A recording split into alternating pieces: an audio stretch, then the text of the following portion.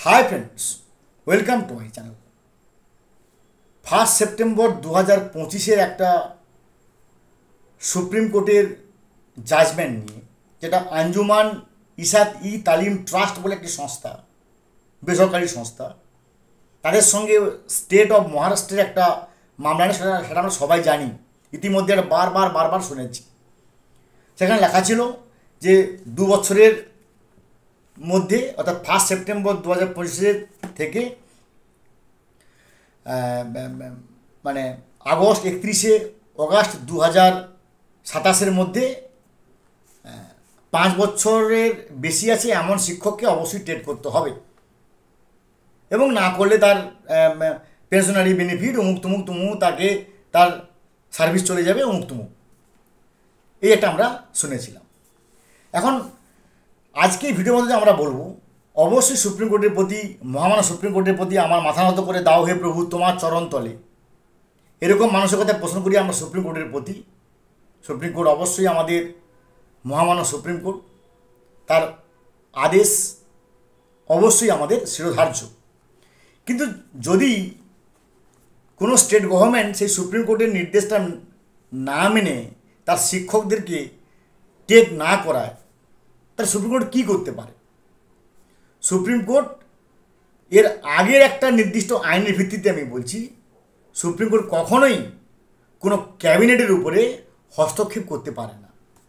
কারণ আমরা দেখেছি সুপার নিউমারি পোস্টের সময় যখন এক্সট্রা সুপার নিউমারি পোস্ট ক্রিয়েট করা হয়েছিল, সেই মামলার নিরিখে সুপ্রিম কোর্ট বলেছিল যে কখনোই সুপ্রিম কোর্ট কোনো নির্বাচিত ক্যাবিনেটের উপরে হস্তক্ষেপ করতে পারে না। তাই কিন্তু দেখেছি যে সুপার নিউমারি পোস্টটা পুরোটাই তারা কিন্তু কোনোভাবেই সুপ্রিম কোর্ট তার উপর হস্তক্ষেপ করেনি।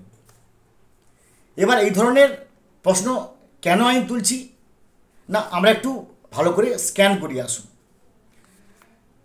এই টেট ব্যাপারে এনসিটি হচ্ছে মূল একাডেমিক অথরিটি। কেন না, সেন্ট্রাল গভর্নমেন্ট 2009 সালে যে right two free and compulsory education act 2009, এটা 35 নম্বর তার মেমো নাম্বার, 26 অগাস্ট 2009 সালে একটা আইনে পরিণত হয়েছে। সেই আইনে 23 নম্বর ধারায় পরিষ্কার বলা আছে যে এনসিটিকে হচ্ছে একটা একাডেমিক অথরিটি। তার মানে এনসিটি হচ্ছে একাডেমিক অথরিটি, যেখানে তাকে 23 অগাস্ট 2010 সালে তারা একটা লেট ডাউন করেছে নিয়ম।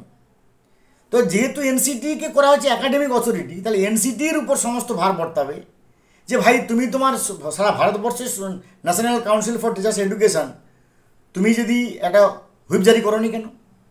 তাহলে একটা সম্পূর্ণ ফল্ট হচ্ছে এনসিটির, অথবা এনসিটি হুইপ জারি করেছে, স্টেট গভর্নমেন্ট মানেনি। স্টেট গভর্নমেন্ট না মানলে সেই একই রকম কখনোই ক্যাবিনেটের উপরে সুপ্রিম কোর্ট হস্তক্ষেপ করতে পারে না। বেশ, প্রথম বিষয়। এবার যখন 2017 সালে এই 2009 সালের নিয়মটা অ্যামেন্ডেড হলো, সংশোধিত হলো, তার 1 নম্বর ধারায় বলা আছে যে 31 মার্চ 2015 পর্যন্ত যে সমস্ত শিক্ষক শিক্ষিকা নিয়োগ হয়েছে তাকে রেট্রোস্পেক্টিভ ইফেক্টে 4 বছরের মধ্যে টেট বা মিনিমাম কোয়ালিফিকেশন বা টেট পাস করতে হবে। এটা 2017 সালের, যেটা 17 অক্টোবর 2017 সালে পাস হয়েছে।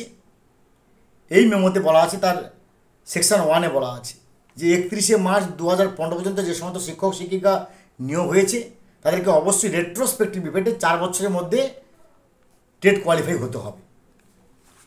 এবং এই যে 2017 সেকশন 2, তার সেকশন 2তে আরও ভালো করে বলা আছে যে in providing the retrospective effects, এই রেট্রোস্পেক্টিভ ইফেক্ট করতে গিয়ে বা রেট্রোস্পেক্টিভ ইফেক্টে টেট কোয়ালিফাই করতে গিয়ে interest of no person shall be adversely affected, কোনো ব্যক্তির জন্য মান সম্মান বা তার স্বার্থ ন্যূনতম ক্ষুণ্ণ না হয়। এই 2017 সালের যে অ্যামেন্ডেড রাইট টু এডুকেশন অ্যাক্টের 2 নম্বর ধারা একটা বিশাল বড় রক্ষা কবচ। প্রথম রক্ষা কবচটা হচ্ছে যে 4 বছরের মধ্যে করতে হবে, দুটো। আর 2 নম্বরটা হচ্ছে যে যদি রেট্রোস্পেক্টিভ করতে হয় সেক্ষেত্রে কখনোই কোনো ব্যক্তির স্বার্থ বা ইন্টারেস্ট যেন ন্যূনতম ক্ষুণ্ণ না হয় সে বিষয়ে লক্ষ্য রাখতে হবে। এইবার আমি অন্যদিকে আসি। ধরুন 2009-এর রাইট টু এডুকেশান 23 নম্বর ধারাকে বা 23 নম্বর ধারার 2 নম্বর উপধারাকেও supreme court null and white বলে দিল। 2017 সালের 17ই অক্টোবর 2017-র যে আইন তাকেও supreme court null and white বলে দিল যে না, আমরা মানব না, যা দিয়েছি করতে হবে প্রত্যেক শিক্ষককে।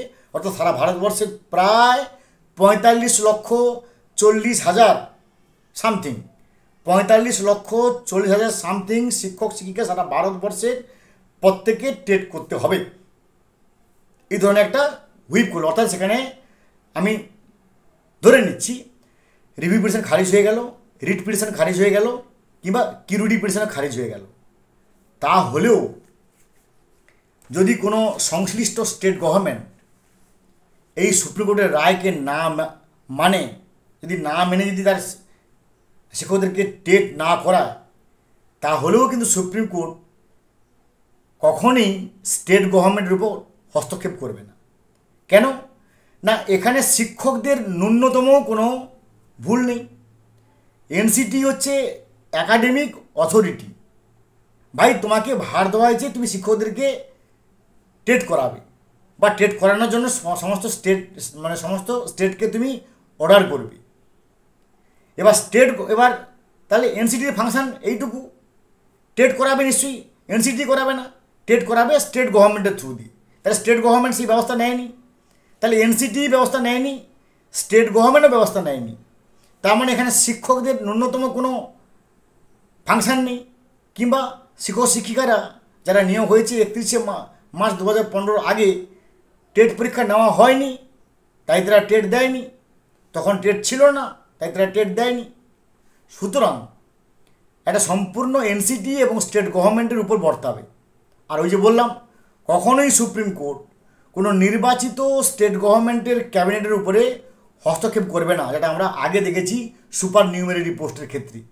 তাই যদি কোনো স্টেট গভর্নমেন্ট, যাতে আমি এবার কি বলবো কনক্লুশনে আসি, যদি কোনো স্টেট গভর্নমেন্ট টেট নাও করায়, কোনো শিক্ষককে যদি টেট নাও করায়, তাহলে সেক্ষেত্রে সুপ্রিম কোর্ট ক্যাবিনেটের উপর কখনোই হস্তক্ষেপ করতে পারবে না। তাই অযথা আতঙ্কিত হবেন না, ভুলভাল মিডিয়াতে মন্তব্য করবেন না। অনেক জুনিয়ররা, তারা বয়স কম, তারা নতুন চাকরি পেয়েছে, তারা 2-5টা কথা বলতে পারে। বয়স কম হলে যেমন হয়, টেন্ডার এজেস ভাইয়েরা বোনেরা, তারা অবশ্যই টেন্ডার এজ, তারা অবশ্যই তারা যা খুশি বলতে পারে, তাদের মুখ আছে, তারা বয়স কম, they have no responsibility till now. তাই সব কথাতে আমরা কখনোই নাক গলাবো না। এরপরেও একটা শেষ কথা বলে রাখি, যদি এরপরেও টেট হয় অবশ্যই আমরা টেট দেব এবং উৎসবের মেজাজেই টেট পরীক্ষা দেব। ভালো থাকুন, have a good day, thanks.